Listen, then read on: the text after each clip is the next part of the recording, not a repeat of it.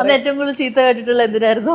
എനിക്ക് ലൈക്ക് ഇപ്പൊ നമ്മൾ ക്യാമറ വെക്കും, ഒത്തിരി പേരുടെ ഇടയിൽ നമ്മൾ ഷൂട്ട് ചെയ്യും, അപ്പൊ നമ്മളെയാണ് ക്യാമറ ഫോക്കസ് ചെയ്യുന്നത്. പക്ഷെ ഇതിനിടയിൽ എനിക്ക് ക്യാമറ എവിടെ വെക്കുന്നതെന്നൊന്നും അറിയില്ല. നമ്മള് ചിലപ്പോൾ മാസ്കിൽ പോവും അല്ലെങ്കിൽ ഇതാവും. അപ്പം ഇപ്പൊ ഇത് 2-3 തവണ പറഞ്ഞിട്ട് എനിക്ക് മനസ്സിലാവാത്തപ്പോ ചിലപ്പോ 4ാമത്തെ തവണ പറയുന്നത് ഇങ്ങനെയല്ല ചെയ്യണ്ടേ, അങ്ങനെയാണ് ചെയ്യണ്ടേ.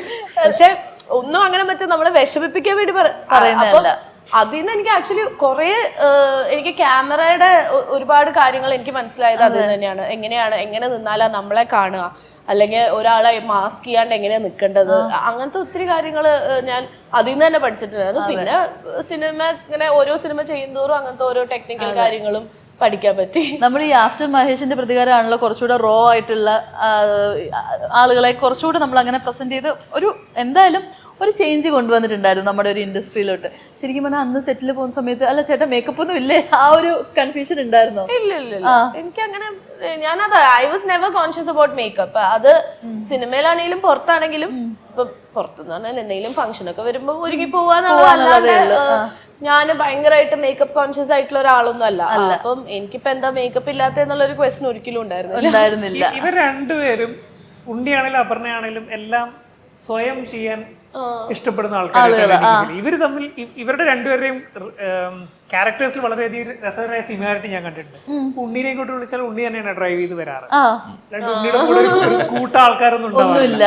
അപർണയെ വിളിച്ചു കഴിഞ്ഞാൽ അപർണ ഒറ്റയ്ക്കാണ് ഇപ്പൊ ഡ്രൈവ് ചെയ്ത് വന്നത് അല്ലേ? ഇതേപോലെ സെറ്റിലും ഒക്കെ തന്നെയാണ്. ഐ മീൻ ഇവരുടെ എല്ലാ കാര്യങ്ങളും ഇവര് തന്നെയാണ് ഹാൻഡിൽ ചെയ്യുന്നത്. അതുപോലത്തെ ഇൻട്രസ്റ്റിംഗ് ആയിട്ടുള്ള ഒരു കെമിസ്ട്രി, അത് പ്രോബ്ലി ഈ ഒരു കൈൻഡ് ഓഫ് നേച്ചർ ഒക്കെ നിങ്ങളുടെ കെമിസ്ട്രീനെ ബിൽഡ് ചെയ്യാൻ ഹെൽപ്പ് ചെയ്തിട്ടുണ്ടാവും. അതെ, അങ്ങനെ ആ ഒരു സിമിലാരിറ്റി ഉള്ളതായതുകൊണ്ട്. കഴിഞ്ഞ ദിവസം ഞാൻ ഇതുപോലെ ഒരിടയ്ക്ക് ഒരു പോസ്റ്റ് ഇട്ടിട്ടുണ്ടായിരുന്നല്ലോ, stepping in to another decade of life എന്ന് പറഞ്ഞിട്ട്. ശരിക്കും നെക്സ്റ്റ് ഡെക്കേഡിലോട്ട് കയറിയപ്പോഴത്തേക്ക് എന്തെങ്കിലും ചേഞ്ച് ഫീൽ ചെയ്യുന്നുണ്ടോ ലൈഫില്? ഇല്ല, അത് 30 വയസ്സായി എന്നുള്ളത് വേറെ ശരിക്കും പറഞ്ഞാൽ വലിയ വ്യത്യാസമൊന്നുമില്ല. നമ്മളിപ്പം ഓരോ വർഷം കൂടുതൽ പിന്നെ ഇപ്പൊ അങ്ങനെ നോക്കുകയാണെങ്കിൽ എന്റെ മേജർ ഇത് പറഞ്ഞാൽ 20s തീർന്നു എന്നുള്ളൊരു ഫാക്ടർ ഉണ്ടായിരുന്നു. പക്ഷെ at the end of the day ഇതിങ്ങനെ ലൈഫ് മൂവ്സ് ഓൺ എന്നുള്ളൊരു ഇത് മാത്രമേ ഉള്ളൂ. അത് it's a factor that you are not in your 20s anymore എന്നുള്ളൊരു എനിക്ക് ഭയങ്കര ഹാർഡ് ഹിറ്റിംഗ് ഫാക്ടർ ആയിരുന്നു. പലരും പറയാറുണ്ട് നമ്മൾ 30s കയറി കഴിയുമ്പോഴത്തേക്ക് അവർക്കൊക്കെ ഒരു ഫീൽ ഉണ്ട്, ഇത് അടിപൊളിയാണല്ലോ എന്നുള്ളത്. ആക്ച്വലി എന്റെ ഫ്രണ്ട് വാശിയുടെ ഡയറക്ടർ വിഷ്ണു ചേട്ടനെയാണ് ഞാൻ ആദ്യം വിളിച്ചത്. വിഷ്ണു ചേട്ടാ എനിക്ക് 30 വയസ്സാവാറേ എനിക്ക് ടെൻഷൻ ആവുന്നു പറഞ്ഞു. അപ്പൊ വിഷ്ണു ചേട്ടൻ എന്റെ അടുത്ത് പറഞ്ഞു ആക്ച്വലി ഇത് കഴിഞ്ഞാലാണ് കുറച്ചും കൂടെ അടിപൊളി. ആരെയാണ് ഈ ചോദ്യം ചോദിക്കാൻ ഇവിടെ എടുത്തിട്ടുണ്ടെന്ന് പറയാം? മധുബട്ട് സാറിനെ 70ാമത്തെ വയസ്സിൽ മധുസാറ് ലൈഫിനെ കാണുന്ന പെർസ്പെക്റ്റീവ് കണ്ടു കഴിഞ്ഞാൽ ഓ മൈ ഗോഡ്, ഏറ്റവും യങ് ആണ്. മസാറിന്റെ ചെറിയ ഡിഫിക്കൽട്ടീസ്, ഫിസിക്കൽ ഡിഫിക്കൽട്ടീസ് ഒക്കെ ഉണ്ട്. ഇതൊന്നും ഒരു പ്രശ്നമേ അല്ല. മസാർ വർക്ക് ചെയ്യുന്ന ടൈം രാത്രി കിടന്നുറങ്ങിയിട്ട് രാത്രി ഒരു 1 മണിക്ക് എഴുന്നേറ്റിട്ട് രാവിലെ 6 മണി വരെ ഒക്കെ ഇരുന്ന് വർക്ക് ചെയ്തിട്ട് പിന്നെയും കിടക്കും.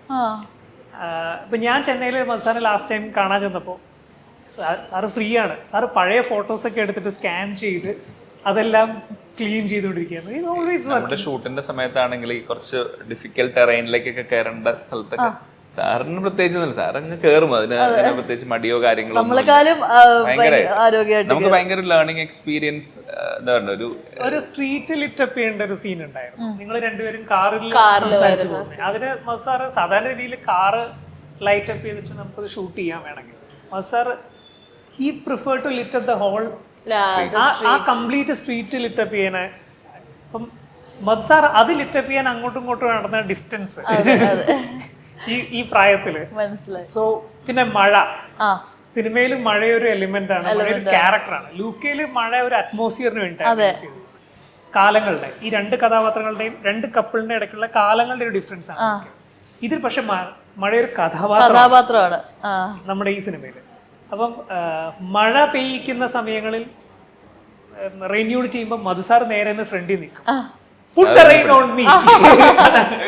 അതാണ് സാറ് പറയുന്നത്. അവര് പിടിച്ചിട്ട് ശരിയായില്ലെങ്കിൽ സാറ് പോയി പിടിച്ച് കാണിച്ചു കൊടുക്കണം.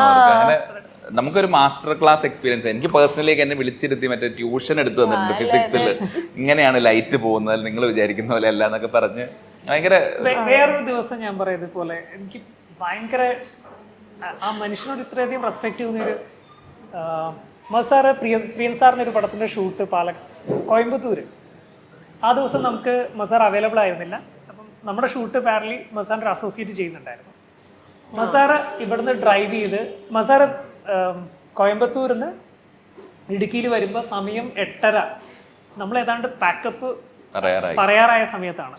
മസാർ കയറി വന്ന ശേഷം ചെറിയ ഇറർ ഉണ്ടായിരുന്നു ആ ലൈറ്റിൽ.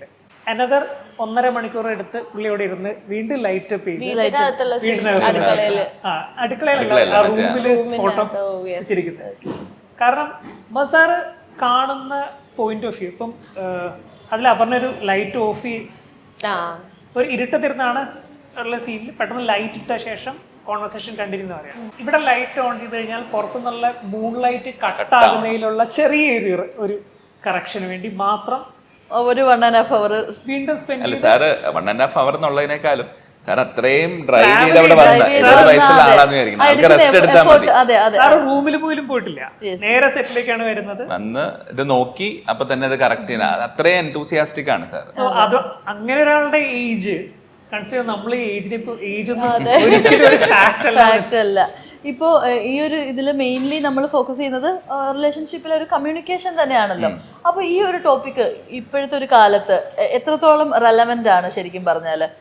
ആ ഒരു കഥ, അതായത് കമ്മ്യൂണിക്കേഷൻ, റിലേഷൻഷിപ്പിൽ കമ്മ്യൂണിക്കേഷൻ വേണം എന്നും കൂടിയാണല്ലോ പറഞ്ഞു. തീർച്ചയായിട്ടും റിലേഷൻഷിപ്പിൽ കമ്മ്യൂണിക്കേഷൻ അത് ഈ കാലഘട്ടത്തിൽ നിന്നുള്ളതല്ല. എനിക്ക് തോന്നുന്നു എല്ലാ കാലഘട്ടത്തിലും റിലേഷൻഷിപ്പിൽ ഏറ്റവും ഇമ്പോർട്ടന്റ് ആയിട്ട് തമ്മിലൊരു സ്നേഹം എന്നത് കഴിഞ്ഞാൽ അടുത്തത് വേണ്ടത് വളരെ ഓപ്പൺ ആയിട്ടുള്ള കോൺവെർസേഷൻസ് ആണെന്നുള്ളതാണ്. പലപ്പോഴും അത് ഉണ്ടാവാത്തത് കൊണ്ടാണ് ഈ പറയുന്ന ഇഷ്യൂസിലേക്കും ഒക്കെ എല്ലാ റിലേഷൻഷിപ്പും, അത് ഒരു സൗഹൃദമാണെങ്കിലും ഒരു പ്രണയമാണെങ്കിലും ദാമ്പത്യമാണെങ്കിലും ഈ പേരൻസ് തമ്മിലുള്ള റിലേഷൻഷിപ്പിലാണെങ്കിലും ഒക്കെ സംഭവിക്കുന്നതാണ്.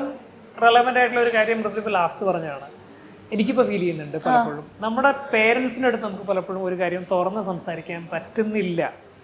അത് പേരൻസ് ഹേർട്ടാവെന്ന് വിചാരിച്ച് സംസാരിക്കാണ്ടിരിക്കുന്ന ആൾക്കാരുണ്ട്. അതും ടോക്സിക് പേരന്റിങ് തന്നെയാണെന്നാണ് മനസ്സിലാക്കേണ്ടത്. അപ്പൊ ഈ കമ്മ്യൂണിക്കേഷൻ എന്തുകൊണ്ട് നമ്മുടെ ഗ്രൂമിങ്ങിൽ യങ്ങർ ഏജ് മുതൽ നമ്മുടെ ഗ്രൂമിങ്ങിൽ ഈ ഒരു ടോക്സിസിറ്റി ഒരു വന്നു ചേരുന്നു? ഇതൊരു കമ്മ്യൂണിക്കേഷൻ ഇല്ലായ്മയല്ലേ? ആ കമ്മ്യൂണിക്കേഷൻ ഉണ്ടാക്കിയെടുക്കുക എന്നത് വളരെ അത്യാവശ്യമായിട്ടുള്ള കാര്യമാണ്.